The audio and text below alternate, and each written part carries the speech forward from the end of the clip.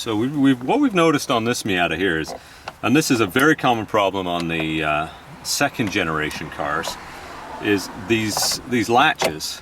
They work great here, nothing usually wears out in this part, but where it's supposed to click shut and lock, they tend to wear out. So this one here has, the nose of this I think is worn out and it's not keeping this locked in anymore. If we go to the other side of the car, on the passenger side, we can see that that locks in nicely. You push that button and it clicks. And then it won't come undone. Where this one here, it doesn't have that anymore. It's just, you know, it clamps shut, but it won't lock into place. So that's something that we're going to address today to see if we can find a way to fix that. If we can't fix it, what we'll do is we'll actually replace this with another one that we know works really well. Because that is a bit of a safety issue. If you had two like this, then you definitely want to have at least one of them working correctly. So, like I said, that's a very common issue with the second gen Miatas from 99 to 05. I think they may have used a different grade of metal. They just didn't hold up for as long. Whereas some of the early cars, like the 90s, they were tough as nails, and they usually lasted, and they're still going strong, even at this stage of the game, provided that they've been used correctly and nobody's forced these open. So that's what we'll do. We'll see what we can do with this one. We'll remove it from the car and we'll either find a replacement or a way to fix this part. Okay, so I'm back. We just found one of these on a spare soft top that I had in the garage. So this is one that works correctly. As you can tell, it'll click, click. This one here, nothing. It doesn't click at all. Where this one, when you close it up, it clicks and then it locks. So what we'll do now is we'll take our Phillips screwdriver. I believe this is a Phillips number 3. And we'll undo these screws here. And you want to make sure you use the correct screwdriver here, because if you use a number 2, it's not going to be quite big enough and you'll destroy the heads on these screws. So we'll take these out. There's 3 of them in total, 2 of them that you can plainly see, and one that we'll actually open the latch up to be able to access it.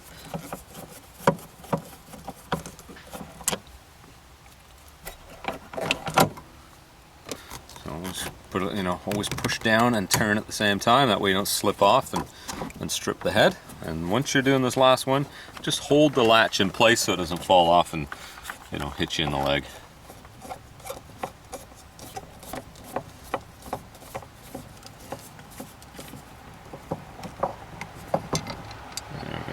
The last of the screws. Okay, so there we are. That's what it looks like underneath. This one has what looks to be a new, now these are almost always broken, these little end caps here. And that just helps this to fit snugly in here and not vibrate. Most cars need these. But what we'll do is we'll actually transplant this one onto the latch we're putting on the car, because the one that we're putting on,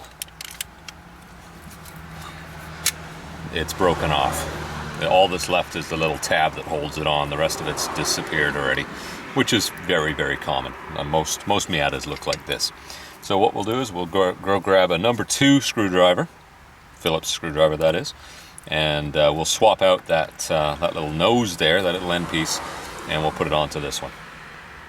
Okay, now that we have our Phillips number 2 screwdriver in our hand, I want to undo that little screw there to remove the old broken piece that's still there. And we'll take the nice one that's in perfect condition off of this one.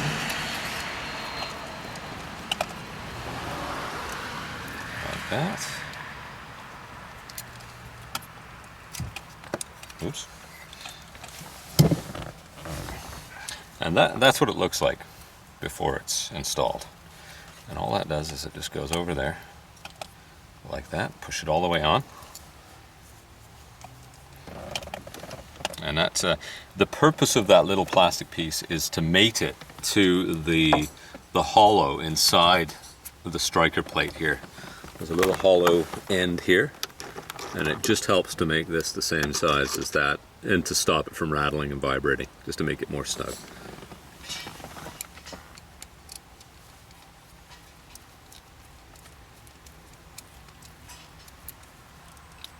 There we are. Again, snug but not too tight because you don't want to break the plastic. And then we take our Phillips number 3 screwdriver and our 3 screws that we took out earlier. And there's a pin on these latches that corresponds with that little hole right there. And so that's how you know. And these are actually stamped. That's the left side, it's got an L on it, so that's how you know. If you have a pair of these and you're not sure which is which, look for the L or the R, and that's how you'll know. So line that pin up with that little hole there, and it'll be centered. And gently screw these in by hand first so you don't cross thread anything.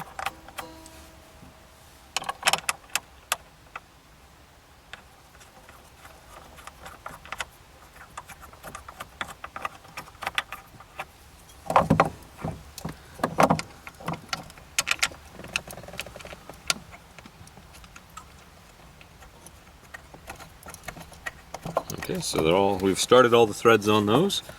Now we can just tighten them down with our Phillips number 3 screwdriver.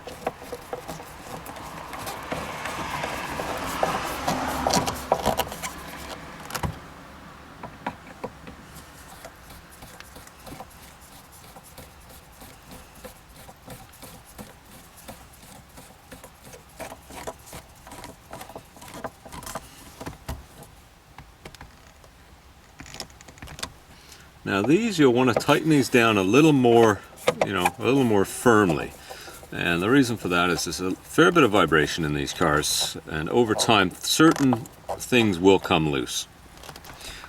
These are one of them. And the other thing, the other screws that tend to like to come loose on a Miata are the, oops, see, that's what you want to avoid doing. There we go. There we go. The other ones that come loose are usually these ones here.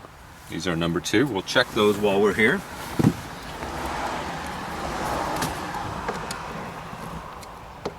So those are tight. Quite often these are quite loose. There's even one missing and these visors kind of hang off.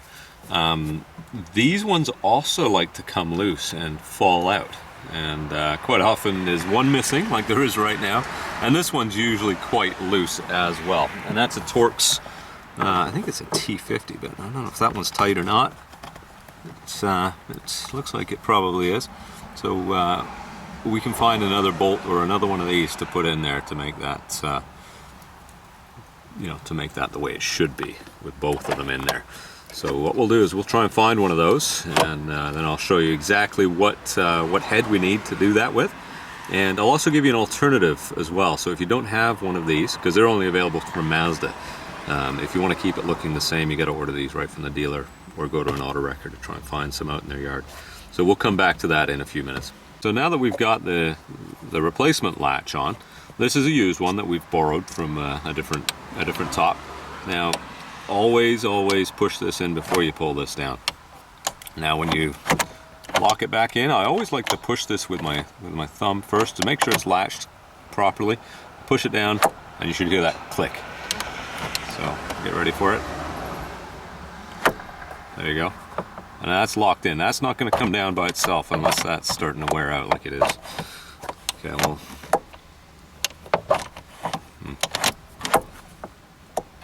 So this one, of course, has got a little bit of play in it, and if you pull this hard enough, of course, it will release, but it won't release on its own. This one's not going to come undone. But if you are shopping for some used ones of these anywhere, make sure that you've got a nice tight snap. You're going to have a little bit of play here, but I mean, at this stage of the game, some of them have got more or less than each other. But the thing is, you want it to click closed like that. You know it's holding. So of course, if you want to force it, you can force this one, but it isn't going to pop off on its own. It's going to hold. It's going to hold the weight. It's going to be good. Like I say. If you're getting a replacement pair of these and you're getting them off a second generation Miata, 99 to 05, check them first or you're going to be buying yourself a lemon. Because there's an awful lot of them off the second gens that are not working correctly. One of the ways you can tell what vintage they are, the early ones always say unlock on them usually. The second generation ones did not have unlock in white script on this button here. And I think that part is usually what wears out, is that little cam on that edge of that button. So there you go, a little bit more information for you. If you are trying to find some used one of these, make sure you get good ones. Check them before you hand over the money, and make sure that they click and that they will hold. Okay, so now we found ourselves a replacement factory original bolt that goes in here. This is one of the ones that was missing on this particular car. As you can tell, it's a Torx bit, and that's what the thing we need looks like, and that's the perfect fit. Now this one is actually a T40. They're marked T40. That's the one that corresponds with this particular bolt. So if you're mooching through all your tools and you don't know if you've got one or not, that's what you need to be looking for. So that is what we need for this. Now if you don't have one of these or can't get your hands on one, this is a bolt. This is actually a Mazda bolt from a different area on the car that came off a one that we dismantled. So this one is a 12mm head, as you can tell, 12mm, and that actually works perfectly in place of this bolt here. They don't look quite as pretty, but if you don't have one of these, this has the exact same thread pitch, and it'll work really, really well in its place. So that's if you've got a big box of Mazda bolts and nuts and things like that, if you've got those, then you're good to go. So we'll use this one, of course, because we want to keep this as consistent as we can. So we'll carefully thread this in. Actually, we'll thread it in by hand, because sometimes these can cross thread quite easily. So we want to make sure we get a nice smooth thread here, if we can. Hopefully somebody hasn't been in here before and already cross-threaded it. Okay. Now that we've fished our missing bolt out from underneath the seat, we'll have a look in there and have a good look first. Then you can see where the hole is, and you can try and thread it up into that. Now, I think we're a little bit off kilter, so what we might need to do is quickly loosen the one remaining bolt here. Oops. Just tightening it.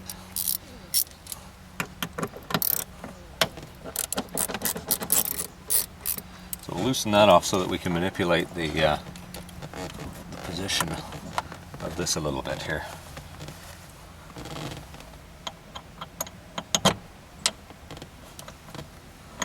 That could be why it's loose, maybe. Could be. I think there may be a little tiny bit of rust in the threads here. So we've got that, I think, threaded up correctly. So let's just see if we can get this thing to thread. No, I'm not liking that very much. I think what we'll do, anytime that something doesn't thread up smoothly, you want to make sure, excuse me, that there isn't a problem, that somebody hasn't already cross-threaded it for you or things like that. So what we'll do is we'll actually remove this altogether, and we'll have a good look and see what it looks like in behind so that you can see as well. There we are. So now that we've got that off, you can actually see that bolt's been missing for quite a long time. You can see the rust up in the threads there. So now that we've got that off, now we can really see what we're doing. And we can see if we were just on the wrong angle, or if those threads are either rusted or damaged. So let's just try the other one and see how that feels. Make sure we haven't got a bolt that's compromised. Let's just see. No, I think, yeah, what we're dealing with there, I think, is just rust in the threads of the bolt. So what we're going to do is we're going to get a little bit of Never Seize, and the Never Seize is going to help this bolt to rethread itself, and then it'll combat the rust, and it'll be easy to get it back out again down the road as well. So let me just go and run and grab that.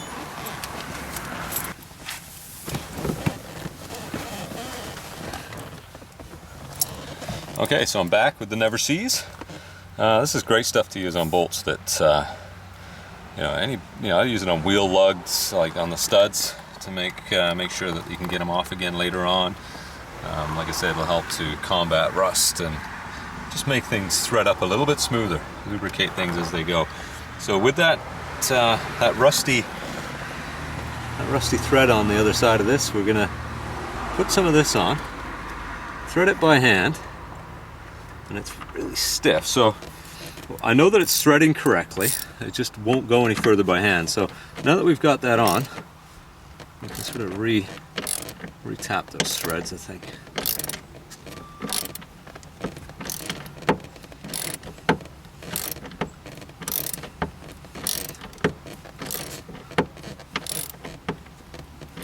And this will help to lubricate us as well. Once we're all the way in, it should come out quite easily, and then when we go at it again, it should be quite smooth. So we're kind of almost re-tapping the threads on the other side of that bolt there. So now we've got that in, let's back it off.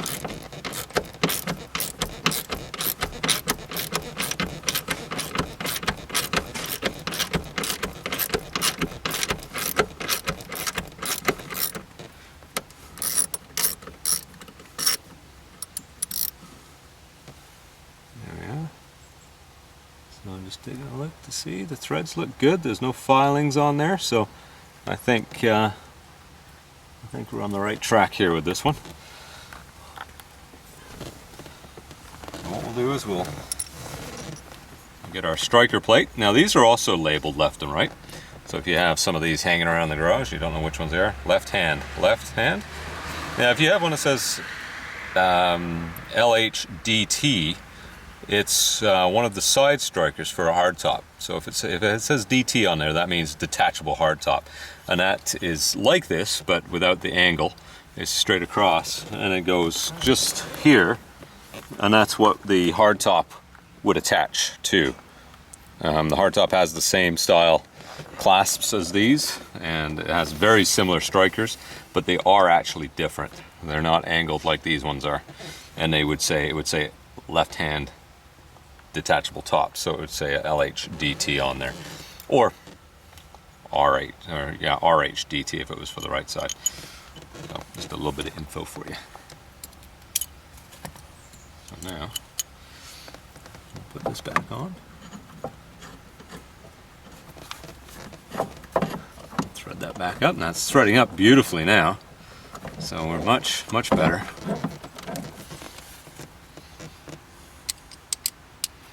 Now we've cleared all the rust out of the threads on that one. It threads up like it should. So we'll leave it a tiny bit loose until we get the second one in. As soon as we find it. There it is.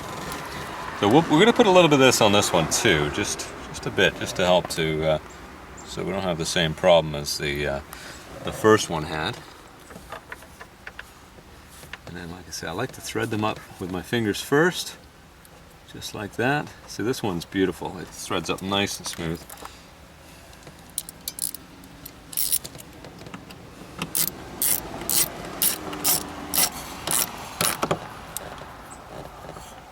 So what I think this can be adjusted correctly.